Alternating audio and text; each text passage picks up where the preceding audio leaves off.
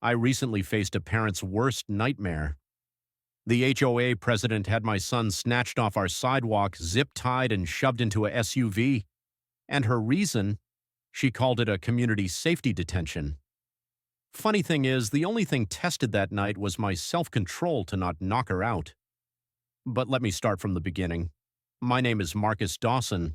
I'm a software architect, a man who deals in logic, in systems where every action has a predictable reaction. My life is built on clean code and quiet evenings with my wife Carla and our son Ethan. Carla is the district attorney. She's the one who deals with the messy, unpredictable parts of the world. I'm the calm one, the steady hand. At least that's what I tell myself. But under the calm, there's always a storm waiting for the right conditions to form. Today, it made landfall. It started with a notification on my phone, a simple automated alert from the family tracking app. Ethan's phone tracking had been disabled. I stared at the message, a cold wire of dread tightening in my gut. He was supposed to be walking home from robotics club, a straight shot, 15 minutes tops. He always left his tracking on. It was our deal. I called his phone. It went straight to voicemail. That's when the second notification arrived. This one was from Carla, a single gut-punching text. Call me, 911. I was in the garage trying to coax an old lawnmower back to life. The smell of gasoline and cut grass filled the air. Now all I could smell was burnt wire panic. I dialed her number, my thumb shaking so badly I had to try twice. She picked up on the first ring, her voice usually so measured and confident. The voice that could command a courtroom was thin and brittle. Marcus, she said. Neighbor Joe just called. His security camera caught it. A black SUV. No plates. 2 men. They grabbed Ethan. The world tilted on its axis. The lawnmower, the garage, the quiet suburban afternoon. It all just dissolved into a roaring white noise in my ears. Grabbed him. The words didn't compute. This is our community. A gated enclave of manicured lawns and faux Tuscan homes. It's supposed to be safe. That's why we pay the ridiculous HOA fees. That's why we put up with her. Karen Teagan, Karen the HOA president, a woman who wielded her clipboard like a scepter and the bylaws like scripture. She was a failed police academy cadet who now ran our little corner of the world like a personal fief. The 2 men, Carla told me, were wearing vests that said community enforcement. I'd seen them before. Karen's personal goon squad. Unlicensed, untrained security contractors who looked more like bouncers than peacekeepers. They were her muscle, the blunt instruments of her will. The connection clicked into place with the force of a physical blow. Last week, Karen had cornered me at the community mailbox. Her son, Kevin, a shy, anxious boy a year younger than Ethan, had apparently told her that Ethan was bullying him. She accused my son of psychological harassment and social terrorism, terms she'd clearly lifted from a bad television show. I knew it was a lie. Ethan wouldn't hurt a fly. He spends his time building circuit boards and writing code for his battle bots. He's the kid who stops to help turtles cross the road. I defended him calmly, telling Karen that there must be a misunderstanding. Ethan had mentioned helping Kevin with a coding project. That was all. Karen's eyes, small and hard, had narrowed. She had hissed, "There is no misunderstanding, Mr. Dawson. There are predators in this community, and I will root them out. I have a zero-tolerance policy." I had dismissed it as her usual brand of unhinged melodrama. I was wrong. It wasn't melodrama. It was a threat. She had greenlit this. This rogue queen, this petty dictator of the neighborhood, had ordered a kidnapping. My son. Her men had put their hands on my son. The calm voice I used to navigate the world vanished, consumed by the storm. I dropped the wrench I was holding. It clattered on the concrete floor, a sharp metallic sound that echoed the snapping of my last nerve. "Where are you?" I asked Carla, my voice a low growl I didn't recognize. "5 minutes out," she said. "Stay put." But I couldn't stay put. The animal part of my brain, the part that exists for one reason and one reason only, to protect my child, was now in complete control. I walked out of the garage, leaving the door wide open, and stood in the driveway, scanning the perfect tree-lined street that had just become a crime scene. They had taken our son, and they had no idea who they had just declared war on. The silence on our street was an insult, a pristine, sun-drenched lie. Just an hour ago, Ethan had been walking along this very sidewalk, lost in the world of whatever podcast was playing through his headphones, probably thinking about gear ratios or soldering techniques. Now he was gone, vanished into the belly of an unmarked vehicle. My wife Carla pulled into our driveway, her sleek sedan barely coming to a stop before she was out. Phone already pressed to her ear. Her district attorney face was on, a mask of controlled fury, sharp and focused. But I could see the tremor in her hand, the frantic terror in her eyes that she was trying so hard to contain. She was a mother first, always. "I'm on with dispatch," she clipped, walking toward me. "They're putting out a BOLO, but Marcus, these guys are ghosts. Unregistered vehicle, burner phones most likely. They're not official." Carla held out her hand. "Marcus, keys." I blinked. She snapped twice, the DA voice, and I dropped the fob into her palm. I was already stepping off the curb. "Stop," she said, fingers hooked in my sleeve. "You don't run at shadows. You make them show you where the light is. Open the watch app, mirror it to my dash." I hated that she was right. My knees still wanted to sprint. Carla slid behind the wheel.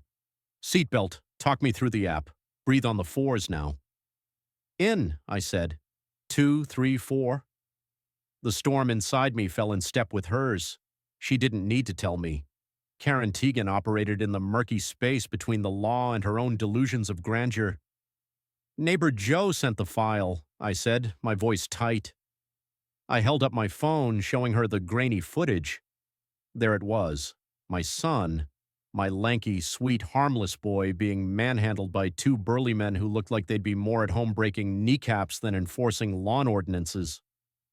They were efficient, professional in their brutality.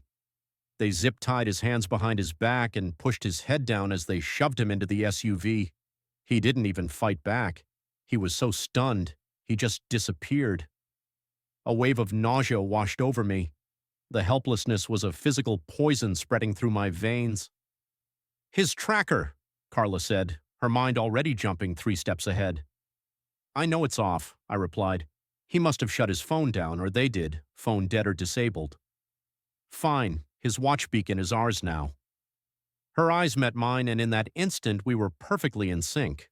A 2-person team against the world. "Exactly," she said. A flicker of strategy igniting in her gaze.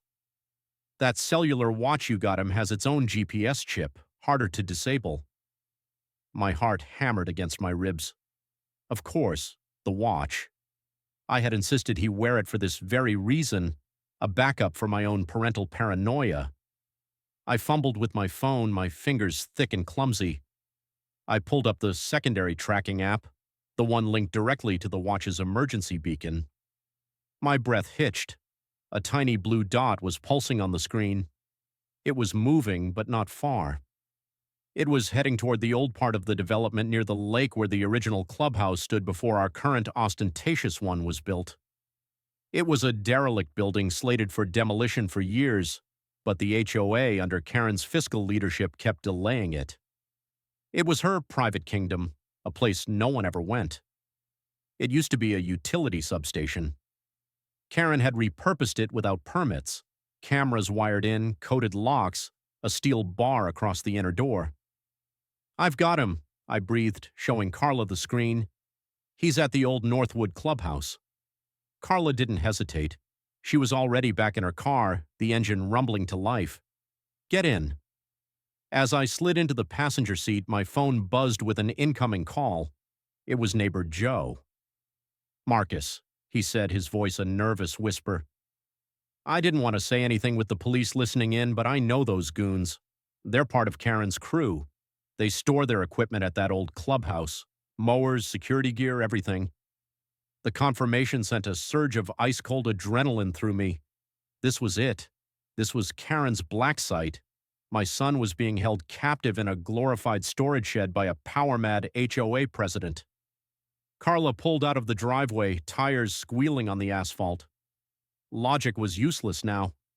I was a father, a protector, and the storm that had been brewing inside me was about to break.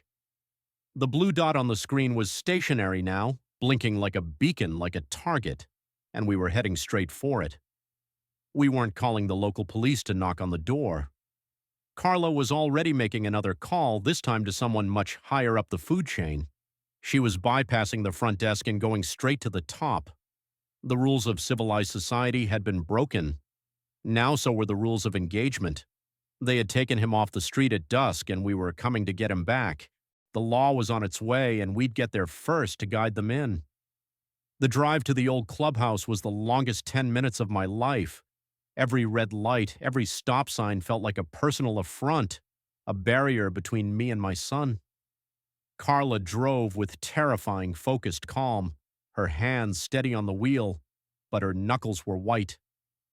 She was on the phone, not with the police, but with Judge Morrison, a stern but fair woman she'd known for 20 years, catching her on her private cell as she was about to sit down for dinner. I could only hear Carla's side of the conversation, a clipped, precise recitation of the facts. "Helen, it's Carla Dawson. I'm sorry to bother you at home, but it's an emergency. My son Ethan has been abducted." "Yes, abducted. Unlawful restraint at a minimum. We have video evidence and a GPS track. He's being held against his will.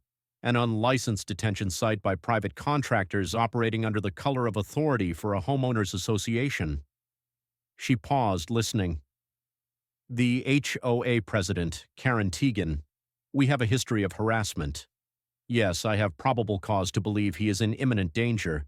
I need an emergency telephonic warrant, full entry, search and seizure for the Northwood Clubhouse property at 1 Old Lake Road, and I need the county sheriff's department to execute it, not local PD.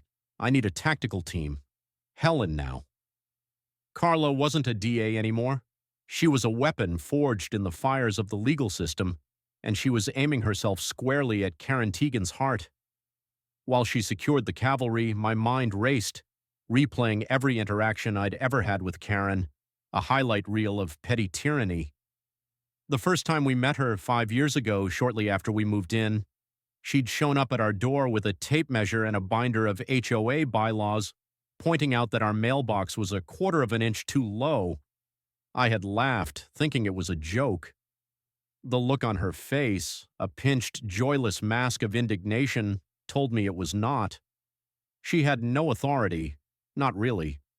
She was an elected volunteer, but she acted like she was the commander of a military base. She had tried to join the police force years ago, a fact she wasn't proud of, but everyone knew. She washed out during the psychological evaluation. The rumor was that the psychologist's report used words like unstable, narcissistic, and pathological need for control. Denied a real badge and a real gun, she had turned our peaceful community into her own private police state. Her community enforcement team was her masterpiece. 2 men, both with questionable histories, who she paid exorbitant salaries out of our HOA dues. They drove around in a black SUV fitted with illegal flashing amber lights, issuing fines for trash cans left out an hour too long or for children's toys visible from the street. They intimidated residents, profiled teenagers, and answered only to Karen. She held court at the monthly HOA board meetings, which were less about community governance and more like show trials.